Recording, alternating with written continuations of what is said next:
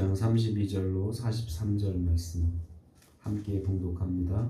그때 베드로가 사방으로 두루 다니다가 루다에 사는 성도들에게도 내려갔더니 거기에 에느야라는 사람을 만나매 그는 중풍병으로 침상에 위에 누운 지 8해라.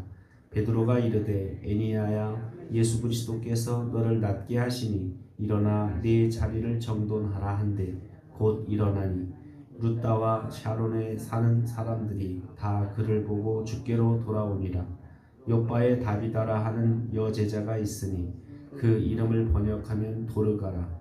선행과 구제하는 일이 심히 많더니 그때에 병들어 죽음에 시체를 씻어 다락에 누이니라.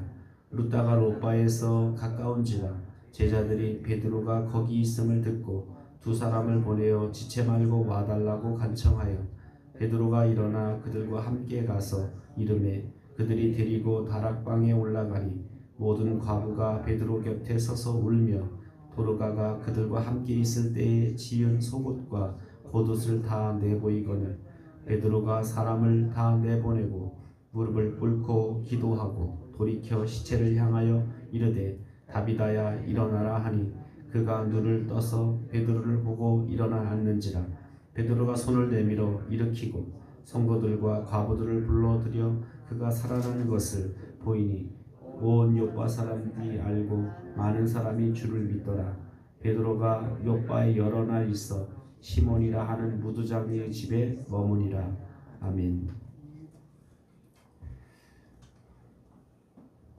드디어 사도들이 예루살렘을 떠나 이제 온 유대와 사마리아로 이제 나가게 되었습니다.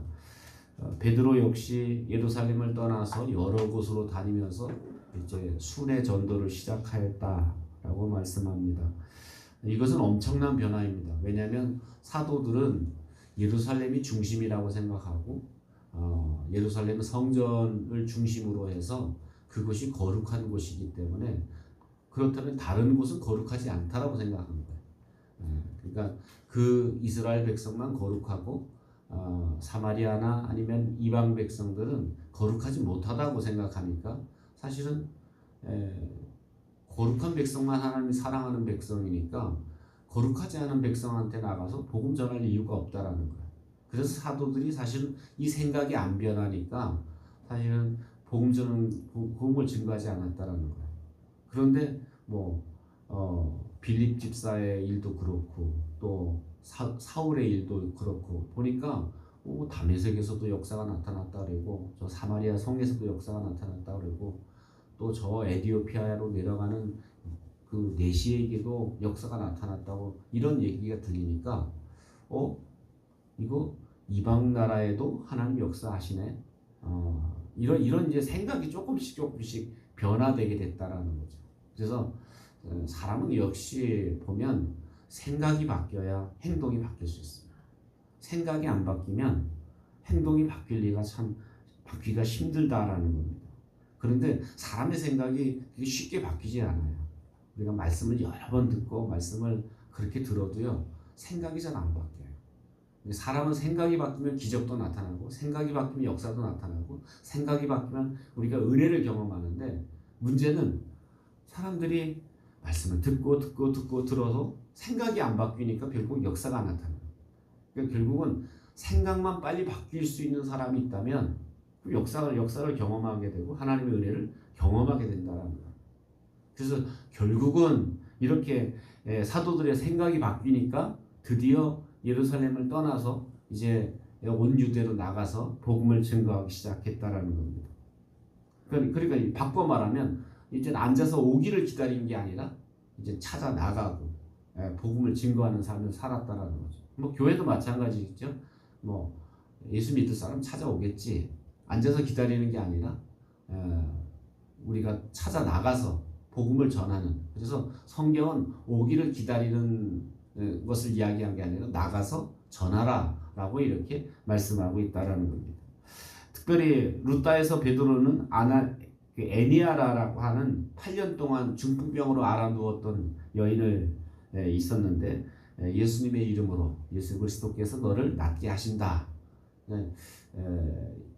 결국 사람이 무슨 병을 고치는 게 아니라는 거예요. 하나님의 능력이, 예수 그리스도의 이름의 능력이 결국 질병에서도 고통에서도 일으킨다는 거예요.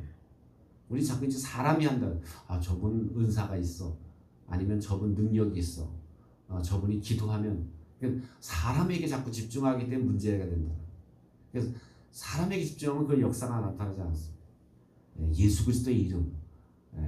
아무리 연약한 자라도 예수님의 이름의 능력이 있는 거지, 다른 사람에게 능력이 나타나지 않는다라는. 그래서 예수님의 이름이 너를 낫게 하셨다라고 말씀하자 그가 8년 동안 알아누웠던 그 중풍병에서 일어나 앉는 그런 이 모습을 보고 사람들이 더 복음을 믿고 주께로 돌아오게 되었다라고 말하고 있습니다.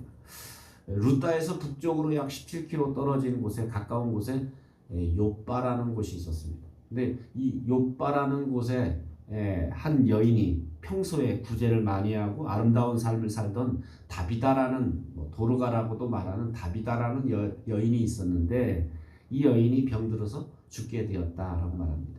그랬더니 사람들이 이제 가까운 곳에 베드로가 와서 병도 고치고 중병도 고쳤다라는 얘기를 들으니까, 이제 다비다라는 여인은 병들어서 죽게 되었는데, 그래서 죽어서 이제는 시신을 다 씻어서 다락방에 이렇게 안치시켜 놨는데, 그래서 참 이게 사람들이 이게 생각이 대단한 거예요. 생각이 돼. 죽으면 우리는 보통 이제 생각은 어떤 생각? 죽으면 끝이다라는 생각이 우리 속에 있어요. 그런데 이 생각이 베드로가 옆에 있는데, 베드로는 병든 자도 고치고 8년 된 중병도 일어났대는데 하고 두 사람을 이제 베드로를 보내서 베드로를 빨리 속히 와달라고.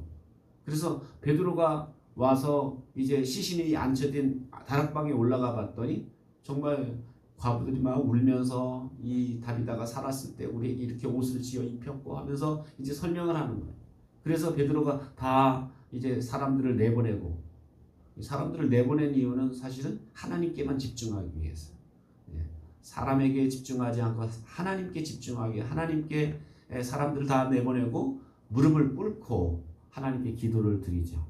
그리고 이제 그 믿음이 오자 그 죽어있는 시신을 향해서 소리를 치게 됩니다.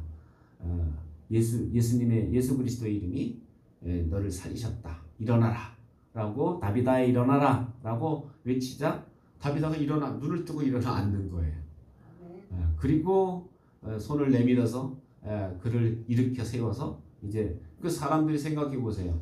사람들이 이런 생각이 결국 죽으면 끝이다라는 생각이 있었다면 그냥 장사 지내고 말았을 거예요. 그런데 사람들의 생각이 혹시 베드로라면, 베드로를 통한 역사라면 하면서 사람들의 생각이 열려 있었기 때문에 살 수 있지.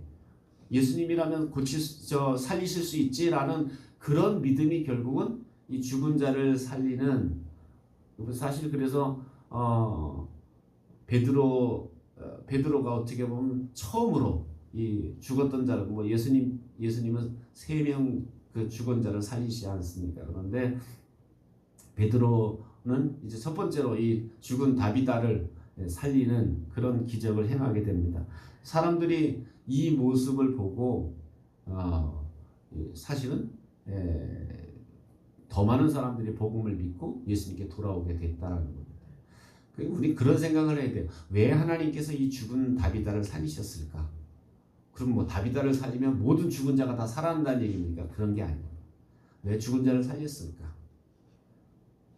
왜 살리셨을까요? 착한 일 더 많이 하라고? 죽은 자를 살리신 이유가 있대요. 주님이 항상 기적을 나타내는 이유가 있어요. 주님이 기적을 나타내는 이유는 그 주변에 마음이 강팍하고 잘 믿지 못하고 그런 사람이 있을 때, 그러니까 예수님이 죽은 자를 살리셨던 그 환경을 가만히 보면 제자들이 좀 믿음이 없다든지 둔하든지 이럴 때 항상 죽은 자를 살리셨어요. 이 죽은 자가 산다라는 것은 이건 기적 중에 가장 큰 기적이에요. 그러니까 죽은 자가 살아나는 것을 통해서 그 강팍했던, 믿지 않았던 사람들이 그 기적을 보고 주님을 믿게 되고 주님께 돌아오게 됩니다. 그러니까 결국 이 베드로를 통해서 죽은 자가 살아났던 이 기적도 그 요바의 지역에 어떻게 보면 아주 마음이 강팍하고 믿지 않는 사람들이 있었는데 이 기적을 통해서 그 사람들이 이 기적을 통해서 예수님 믿고 주님 앞에 돌아오게 됐다라는 겁니다. 이렇게 오늘 복음은 가만히 앉아서 기다리는 것이 아니라 나가서 복음을 전해야 된다라는 것을 우리에게 말씀해 주고 있고, 왜 나가게 됩니까? 왜 가만히 앉아서 기다리지 않고 나가서 복음을 전할 수 있게 되죠? 복음을 전하는 이유는 뭐냐면 나갈 수 있는 이유는 뭐냐면 앉아서 기다리지 않고 나가는 이유는 뭐예요? 급하기 때문에. 영혼 구원이 급하다라는 거예요. 그러니까 영혼 구원이 시급하라는 마음이 있어야 기도도 하고요. 나가서 전도도 할 수 있어요. 아이 뭐 믿겠지 뭐. 아니면 말고. 이런 느긋한 마음이 있으면요. 절대로 나갈 수가 없어요. 결국 내가 앉아있지 못하고 일어나서 나가는 이유는 뭐냐면 급하기 때문에. 뭐가? 영혼 구원이 급해요. 혹시라도 복음 듣지 못하면 지옥 갈니까. 혹시라도 복음 듣지 못하면 지옥 형벌에 빠지니까. 그래서 그런 영혼 구원에 대한 시급성을 가지고 우리가 앉아서 기다리지 못하고 나가서 복음 전하는 그런 삶을 살아야 될 줄로 믿습니다. 하나님은 복음이 증거될 때마다 이런 기적과 능력을 행하셨는데, 이렇게 기적과 능력을 행하시는 이유가 뭐냐? 마음이 강팍한 사람, 믿지 않는 사람들이 믿고 주님 앞에 돌아오도록, 그러기 위해서 복음이 증거되는 곳마다 역사가 나타나고. 그래서 오늘날 우리도 마찬가지입니다. 한국 교회가 점점 기적이 사라지는 이유는 뭐냐? 복음 증거하지 않기 때문에. 사실 기적은 뭐 이름을 날리게 하려고 기적이 나타나는 게 아니라 복음이 증거되게 하기 위해서 사실 기적이 나타나는 거예요. 그렇다면 왜 기적이 나타나지 못할까? 복음이 증거되지 않기 때문에. 그래서 우리가 복음이 증거되는 곳에 기적과 능력도 함께 한다는 사실을 우리가 기억하고, 우리가 복음 증거하기 힘쓰는 교회가 되기를 주 이름으로 축원합니다. 기도하겠습니다. 말씀을 기억하면서 구원의 시급성을 우리가 깨닫고, 우리가 앉아서 기다리지 않고 복음 가지고 사람들에게 나아갈 수 있는 저희들이 되게 해달라고, 또 복음이 증거될 때마다 기적과 능력을 행하시는 역사를 우리가 경험하게 해달라고 기도하고, 여러분 자신의 기도 제목을 놓고 기도합니다. 사랑과 은혜가